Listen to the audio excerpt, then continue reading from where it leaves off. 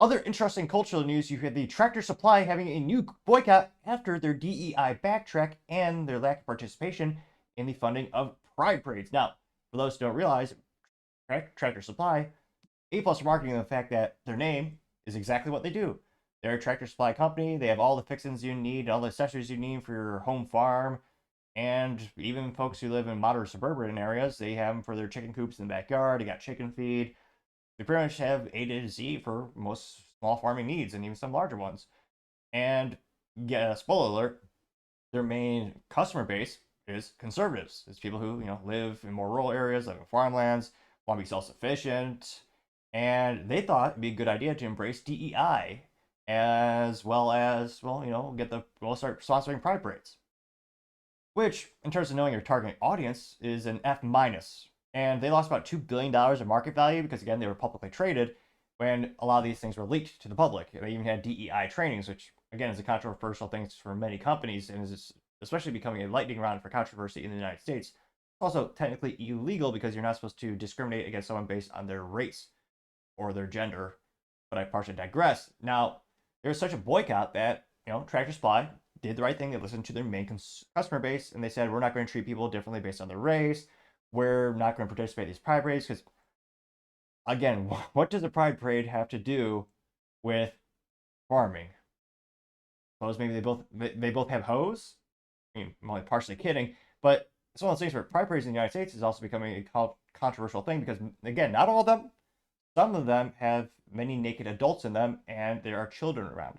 So that's why I think the past couple of years there's been more and more resistance against supporting those types of activities. Whereas again, 20, 30 years ago, it's been, just adults dressed up in funny, weird outfits. Nowadays, some of them are in bondage gear and other weird stuff that, again, is for the bedroom. They're walking down like Main Street, which, again, is a point of controversy. Mass murder. I think nowadays, culturally speaking, in the United States, really no one gives a darn what you do in the bedroom as long as it's adults. There are a couple who do, but I think overall, that's not a point of controversy. Once you start dancing outside naked in front of children, that's where a lot of people in the middle and, of course, on the right, they get a little bit irate. Now, however, there's a Tractor Supply swinging the pendulum back away from DEI and the pride parades. It sparked in and of itself another possible boycott. This is coming to us thanks to NBC News, which they say, quote, Black Farmers Association is calling for Tractor Supply CEO's resignation after the company cuts DEI efforts. The company said it would eliminate all of its diversity, equity, and inclusion roles and withdraw its goals for reducing carbon emissions, which, again, I'm not sure how many customers actually care. That's basically the carbon emissions. I don't know, more than 18 people in San Francisco who care about that, realistically. That is also something they also do, though, because for financing and investors, because there are investment companies and firms that look for these things. And again, they're a publicly traded company, so they have incentive mechanisms to do things such as that. And granted, I'm not sure how many people really want to read the text, so I'll go ahead and I'll give that logo up there while I read some of these fun bullet points for us. They say, quote, the resignation demand emerged as Tractor Supply, which sells, all that kind of stuff. Now, in terms of the feedback from the association, John Boyd Jr., who's the president and founder of National Black Farmers Association, said, quote, I was appalled by the decision. I see it as rolling back the clock with race relations because our country is so divided by race, especially in rural America, unquote. Which, I mean, it's 2024. Again, there are racist assholes. There always will be. I certainly think, hard to ballpark a percentage, I don't even think it's 1% of Americans. I mean, people always talk about, I live in one of the most diverse areas. And no one really gives a damn about, what you look like. It's all about what you do, what your morals and actions are. But partially digress. Now, scrolling down more and more. Say, quote, Tractor Supply, which has its headquarters in Brentwood, Tennessee, operates 2,200 stores across the United States, most of them located in rural areas. The retailer's core customer base consists of shoppers in need of farm and ranch products such as livestock feed, trucking supplies, tools, and outdoor equipment. Boyd said that the Tractor Supply stores can be found where much of NBFA's 130,000 members are located.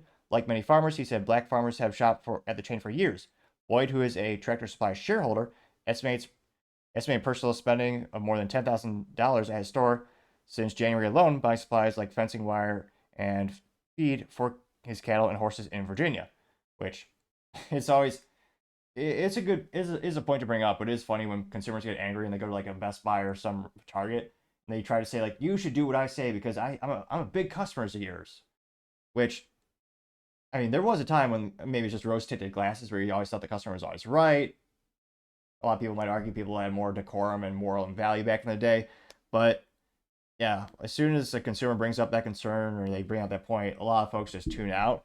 Because again, let's do a fun exercise. What's Tractor Supply's total revenue in 2023? Tractor Supply. What was their full calendar year revenue? 2023 revenue. Let's see here. Quarterly results, earnings, 2023. Let's see here. How many billions was this? $3.39 billion. Really? That's really good. So yes, $10,000. Again, that's a monumentous amount of money to myself. That's half the value of my car, if not more. I mean, that's a lot. But yeah, in terms of Tractor Supply, the company, that's a rounding here. But nevertheless, they say, quote, before the company's announcement, the conservative activists opposed DEI efforts sponsoring of LGBTQ events and climate advocacy have spent weeks criticizing Tractor Supply on social media. The Tractor Supply said in its announcement that it was making changes after hearing from disappointed consumers and took the feedback to heart. The MBFA said it made repeated attempts to discuss the concerns with Tractor Supply President and CEO Hal Lawton before calling for his resignation. Now, this voice says, quote, he's gone too far, and we won't, and we have to let him know we're not going to sit back and take this mess anymore. Boyd said, adding that the organization may consider calling for a boycott of Tractor Supply if nothing changes in the coming days. Yeah, okay. But we're tired of being mistreated by the government and Fortune 500 companies. Black farmers are going to start fighting back, and that's what we're doing, unquote. Yeah, it's comical because it's quite the antithesis. If you look at the S&P 500, what was it? Daily Wire did a report in 2022 or 3 of the 300,000 employee new hires, like less than 6% of them were white. An overwhelming, a disproportionate amount of the population got jobs at the S&P Fortune 500 companies, and they just happened to be of non-white. So if anything, they're actually treated better than white folks. And yeah, we'll see about this. They say, quote, some consumers have already decided to take their business elsewhere, including Squirrelwood Equine Sanctuary in New York Animal Sanctuary that says it spends more than $65,000 annually on livestock feed and other supplies at Tractor Supply. Squirrelwood co-founder Beth Hyman said she first heard about the company's decision when the sanctuary supporters reached out to her and asked if the group planned to make a statement about it. She thought about it for a day, then went to her local store and asked the manager, whom she worked with for years, about the announcement. Hyman, who is gay, glad they clarified that, said that she told the manager the sanctuary could no longer support Tractor Supply, and its announcement reflects his beliefs. The sanctuary also posted a stance on X, received more than 31,000 likes, which was nothing in comparison to the first boycott from the conservative folks. Hyman says, quote, it's mind-boggling to me that the company would cave to basically a hate campaign. I mean, the campaign was, don't get involved in these politics. Don't get involved in these things that are not core competencies of your business. Don't treat people differently based on things that they cannot control they themselves. Again, they say, again, this is, I mean, the downside of our culture in the United States becoming so bifurcated and divided, where everything is a political and cultural issue these days. And businesses are between a rock and a hard place. And it seems like, or as Bart might say from the classic 90s sitcom, which is somehow still around, I had no idea it was really. Bart once said from The Simpsons, you're damned if you do, damned if you don't. And in this instance, I think that's quite apt of a metaphor. Now, granted, how much do their sales really decline if there is, in fact, a big boycott from this organization? What do you think? 3% of their sales at most? I really don't think that would happen in terms of having a big dent in their sales. But this is the downside, because almost inevitably, because again, if the company did nothing, Like if they never even had DEI, eventually they'd have that knocking on their door, and they'd have people demanding, say, how dare you not do this?